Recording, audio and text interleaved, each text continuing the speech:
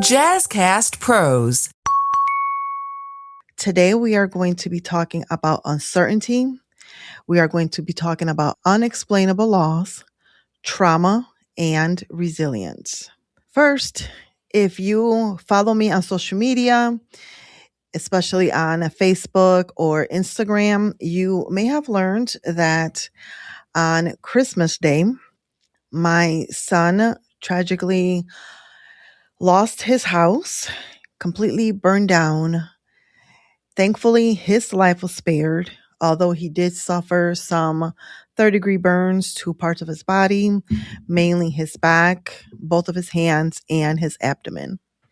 And the reason that I share that is because that prompted today's episode, talking about when things happen to us that are unexplainable, that as much faith as we may have, that doubts, those questions start to pop up, and we're left wondering why. We're left wondering, or we may even ask questions such as, why did this happen to me? So again, thankfully his life was spared. The entire home from top to bottom was completely burned. It's all materialistic things, and I am someone of faith. So we know without a shadow of a doubt that everything that was lost will be replaced tenfold. We believe in God, source, universe, and we know that He will provide. So this episode is for you if you have ever wondered why things happen to us. So make sure that you grab your pen and paper, your favorite drink, and let's dive in. Welcome to HealingHer Within, where inner healing meets unstoppable power. This podcast is for women ready to stop shrinking, heal their inner child, and rise into their true selves. I'm your host, Maryann Rivera, and here we have real conversations about healing, growth, and reclaiming your voice. You were never broken, you were becoming. So take a breath, settle in, and let's begin from the inside out. So there are moments in our lives that things happen that can stop us dead in our tracks. Again, we are wondering why. Moments where things make absolutely no sense. Losses that come without explanations. And the pain, we just don't understand it. The pain that doesn't wrap itself up neatly because, again, it's unexplainable. And in these moments, we often ask, why did this happen? But I want to challenge you to shift your thoughts and instead ask, how do I keep going when I don't understand? So that is what we are going to be diving in today. This episode is for the person who is holding grief, who is holding confusion, who is holding disappointments, or even trauma. However, they are choosing to get up every single day. So for the individual who believes in God, who believes in the universe, higher power, but is still struggling to trust right now, this is for you. This is not about pretending that things don't hurt. This is not about pretending that what happened, it's not painful, that it's not traumatic. However, it's about learning how to hold faith and pain at the same time, because both can happen. So when life has no explanation, some of the hardest moments in life are those moments that we fully never understand why something has happened. And the thing about it is that loss without closure, trauma without justice, endings that come without warnings, we're often told things like, everything happens for a reason. God has a plan. One day it will make sense. And while I do believe all these things, and I myself have said these things, those exact words, sometimes they just don't provide any comfort. Sometimes they actually can hurt a little bit even more because it makes it sound or feel that the pain isn't really there. However, what the individual really wants and what the individual really needs is to be seen, to be validated, to know that you're not weak for struggling.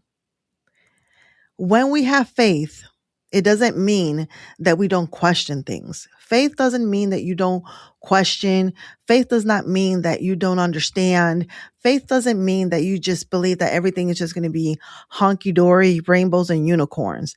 Faith means that you keep showing up even with the questions. One of the things that I quickly want to just pause and share, especially during this season that we're in, is that sometimes when somebody has experienced something, you may often think that as a way to connect or as a way to make the individual feel a little less pain, saying things like, oh, I understand where you're coming from, or I understand what happened. I remember something similar happened to me. And to me, having heard these exact things has been extremely, I don't want to say rude, because I know that the person that is saying these things does not intend to be rude, but you don't really know what it's like. Even if you have experienced the exact same thing, you don't know what it's like because pain, trauma, adversity, obstacles, they affect everyone. They affect every single one of us very differently. So yes, you may have an understanding of something similar, but you don't understand exactly what somebody is going through. And I think that the worst thing, again, to also do is to bring into the conversation, to bring into the situation, your own trauma, your own situations. I have heard people saying, oh, I remember, my house burned down when I was a child, or my neighbor's house burned down, or, whatever the situation is that somebody may be experiencing, and someone is, again, trying to comfort, and you bring in your own trauma into the situation. Personally, to me, that does not help because, again, it's not the same situation.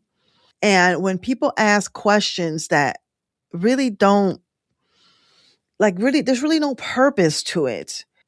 I really wish that people would pause. And if you honestly don't know what to say, simply just say, I'm sorry that you're going through this. I'm sorry that this happened to you, and just leave it at that.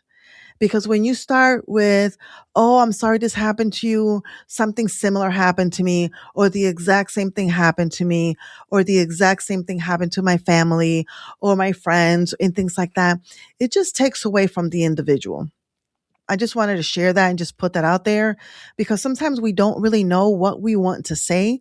And sometimes the thing to just do, sometimes it's just not say anything if you don't know what to say. Faith, again, means that you keep showing up even with questions.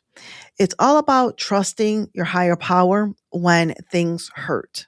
And I'm using higher power because, again, depending on if you believe in God, if you believe in source, universe, take it as it may. But trust doesn't mean that you understand the plan. It means that you believe that there is a plan, even when you cannot see it.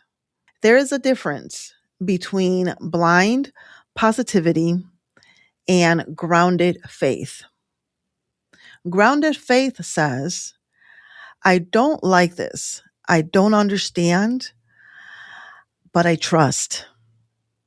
I am still choosing to believe that I am not alone. I am still choosing to believe that God has a plan. You can trust God. You can still trust in source, the universe, and you can still grieve. You can still believe in God, source, the universe, and you can still feel angry. You can honor your higher power, and still feel lost. Again, faith is not about having all the answers. It's about knowing that you don't have to carry everything by yourself. Trauma, loss, and the sacred pause. Trauma changes how we see the world. Loss reshapes us. Uncertainty cracks us open. And sometimes healing isn't about moving on. Sometimes it's about allowing the pause. The pause is where you feel what you feel. Your feelings matter. You are allowed to be pissed. You are allowed to be angry. You are allowed to feel betrayed, to feel abandoned, to feel confused. All of these feelings are extremely valid and they matter. And you do not have to explain why you feel the way you feel. You are the individual that experienced this trauma, the hurt. You are allowed to feel how you feel without needing to justify yourself. And if anybody is judging you for how you feel, if anybody is questioning why you feel the way you feel, then maybe these are individuals that you need to distance yourself from, especially during your healing process. Because when we are healing, number one, you don't need to rush your healing. Your healing can take a day, it can take a month, it can take a year, it may even take longer than that. And it is important to you and it is important for your process for you to honor that. So stop rushing your healing. Let your nervous system breathe. There is meaning even in the waiting, growth even in the stillness, strength being built quietly beneath the surface. You don't need to force purpose. Purpose will reveal itself over time. So if you are someone that has experienced any sort of trauma, loss, grief, I want to share with you 3 tips for trust and building resiliency. Number 1, separate meaning from timing. You may truly never understand why something happened, but meaning often comes later through who you become, not what occurred. So again, let me repeat that. You may never understand why something happened. I am a firm believer that even in tragedy, even in something horrible, that everything happens for a reason. And I also at the same time believe that we may never understand why something has happened. It is in what you do. It is in who you become. It is in the healing. That is where the meaning comes from. What you do and who you become is what matters most in what occurred. So ask yourself, what is shaping in me? What is this shaping in me? And number 2, what strength is being forced right now? Tip number 2, anchor yourself daily. When life feels chaotic, consistency becomes safety. And this can be in way of prayer, meditation, journaling, going for a walk, sitting in stillness. Even 5 minutes of grounding every single day builds emotional resilience. So again, honor yourself in that. It's to feel safe through prayer, through meditation, through journaling, through taking walks, through sitting in stillness, and even 5 minutes of grounding. Again, this is not the time to be rushing. And whatever works for you is what works for you. And tip number 3, choose trust in small moments. You don't have to trust the entire future, just the next step. Trust today. Trust this breath. Trust that you are supported even if you can't see how yet. Resilience isn't about being strong all of the time. It's about returning to yourself again and again. So again, if you are someone who has experienced any form of loss, trauma, and you are grieving, you are allowed to feel how you feel. You don't need to explain yourself to anyone. And it is also very important that if needed, that you give yourself permission to seek therapy and counseling from a professional. Because what you have experienced, what you have lost is traumatic, and there could be a deeper level of healing that needs to take place. So please honor that. If you are walking through something unexplainable right now, I want you to know this. You are not broken for questioning what has happened. You are not weak for grieving, and you are not faithless for struggling. Sometimes faith looks like whispering, I don't understand, but I am still here. And my friend, that is more than enough. Make sure that you share this with an individual who has experienced any form of loss, any form of trauma, and they may be wondering, why did this happen to me? Make sure that you leave us a 5-star review, and we'll catch you here next week with a brand new episode. If you aren't already following us on social media, please connect with me on LinkedIn at Maryann Rivera-Dannert or visit our website, MaryannRivera-Dannert.com. I will catch you next week with a brand new episode, and remember that you are a priority and you matter. And one last thing. This is a disclaimer. The information shared in this podcast is for educational and entertainment purposes only, and it's not a substitute for professional advice, diagnosis, or treatment. I am not a licensed therapist or counselor. If you're dealing with mental health or emotional challenges, please seek support from a qualified professional or a licensed counselor. Have a beautiful day.